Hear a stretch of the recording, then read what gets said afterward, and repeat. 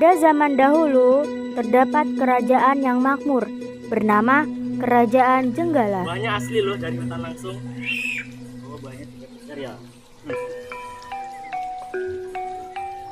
Kerajaan tersebut dipimpin oleh raja yang bernama Raden Putra. Ia mempunyai permaisuri cantik dan juga baik hati, bernama Chandramaya. Selain permaisuri, raja juga memiliki seorang selir yang umurnya lebih muda dari sang permaisuri, yang bernama Sri Kandi. Mereka semua hidup bahagia di istana kerajaan.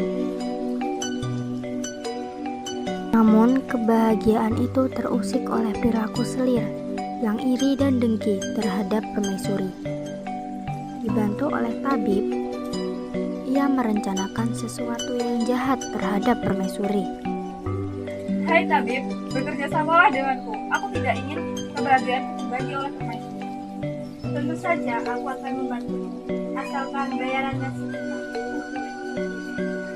Jangan khawatir, kau akan mendapatkan bahagianya jika rencana kita. Keesokan harinya, sang selir pun berpura-pura sakit. Aduh, sakit. Baginda Raja tolong cepat kemari. Ada apa selirku? Badanku terasa sakit semua. Tolong panggilkan aku. Tabib, cepat kemari. Sang tabib pun datang dan memeriksa selir dengan seksama, dan tabib pun berkata, selir telah diracuni oleh permaisuri. Diracuni oleh permaisuri. Apa katamu? Raja sangat marah, lalu ia mencari permaisuri.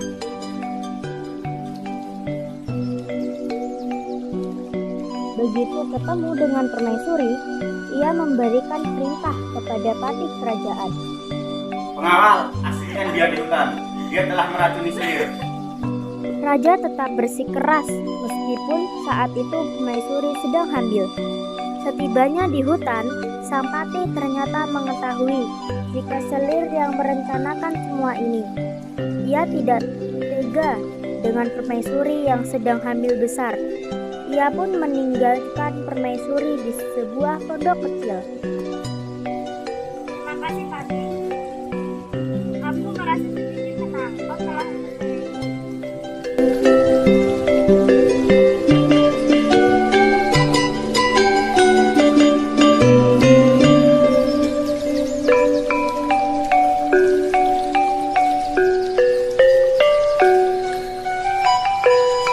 Beberapa bulan kemudian, sang permaisuri pun melahirkan seorang bayi. Bayi itu nampak mungil dan tampan. Ia memberi nama Cindelaras. Beberapa tahun berlalu, Cindelaras tumbuh menjadi anak yang tampan dan cerdas. Pada suatu pagi, Cindelaras berjalan di hutan untuk mencari kayu bakar. Tiba-tiba, ia dikagetkan oleh sesuatu yang ada di semak-semak. Wah, ini adalah telur sangat besar dan cukup berat.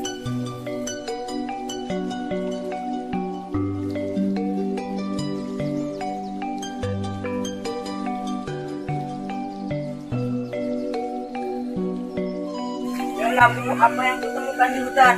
Wow, telur yang cukup besar. Telur apakah itu? Entahlah, Bu, aku akan merawatnya hingga dia menetas. Cindelaras segera menempatkan telur itu dalam sebuah kandang yang hangat. Beberapa hari kemudian, telur itu menetas. Seekor ayam yang besar keluar dari cangkang telur. Samar-samar, anak ayam itu mengucapkan beberapa kata. Kawana raja, kawana raja. Kayak biasa, ayam ini bisa berbicara. Dengan sepenuh hati, Cindelaras merawat anak ayam itu. Hingga beberapa minggu kemudian, anak ayam tersebut tumbuh menjadi seekor ayam jantan dan gagah. Suatu ketika, Cindelaras teringat perkataan ayamnya. Ia pun bergegas menemui ibunya. Ibu, ada yang aku ingin tanyakan kepada ibu.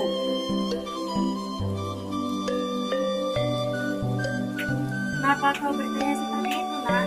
Aku kalau ibu tidak ingin bercerita, Ada apa, Nak? Ibu akan menceritakannya. Sang permaisuri pun mulai menceritakan semuanya, bagaimana ia bisa sampai di hutan. Dikatakannya bahwa ayah dari Cindelaras adalah seorang Raja Cenggalak. Apa itu, Nak? Apa ini ayam dan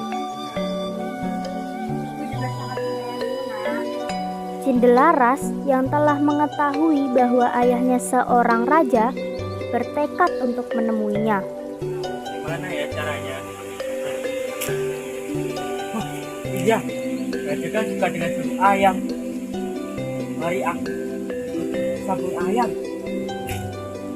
Cindelaras pun meminta izin terhadap ibunya untuk menemui sang ayahanda.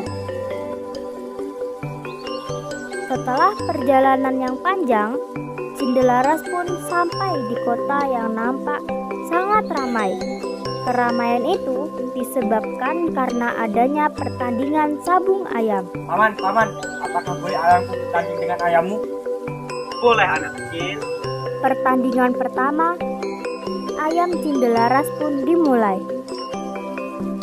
Pertarungan itu berlangsung sangat sengit, hingga akhirnya ayam Cindelaras memenangkan pertandingan itu. Selanjutnya, banyak yang ingin menantang ayam Cindelaras, namun hasilnya tetap sama saja. Pertandingan selalu dimenangkan oleh ayam Cindelaras. Berita ketangguhan ayam Cindelaras terdengar juga ke telinga raja. Tanding dengan ayam bocah itu. Bawa bocah itu dan ayamnya kemari. Akhirnya, Cindelaras bertemu dengan ayahnya untuk pertama kali. Rina, jika kau menang, kau akan mendapatkan separuh hartaku. Tapi jika kau kalah, kau akan menerima hukumannya.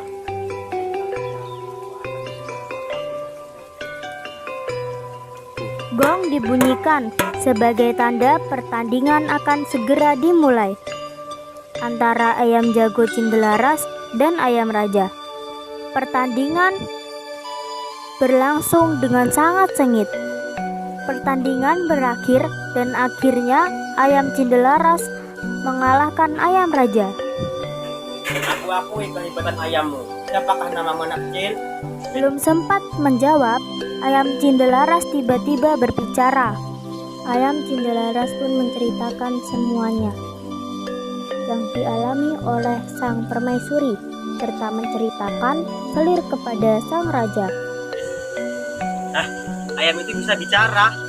Setelah mengetahui, raja pun menghukum selir dan tabib. Ia merasa sangat bersalah. Ia segera meminta maaf kepada sang permaisuri dan memintanya untuk kembali ke istana. Sang permaisuri pun setuju. Ia memaafkan semua kesalahan raja. Setelah itu, hari-hari berlalu dengan bahagia. Ketika Cindelaras telah dewasa, ia dinobatkan sebagai raja dan semua rakyat menyambutnya dengan gembira. Pesan moral: selalu carilah bukti nyata dahulu apabila kita mendapatkan kabar buruk dari orang lain. Ingat, kebaikan akan selalu menang melawan kejahatan.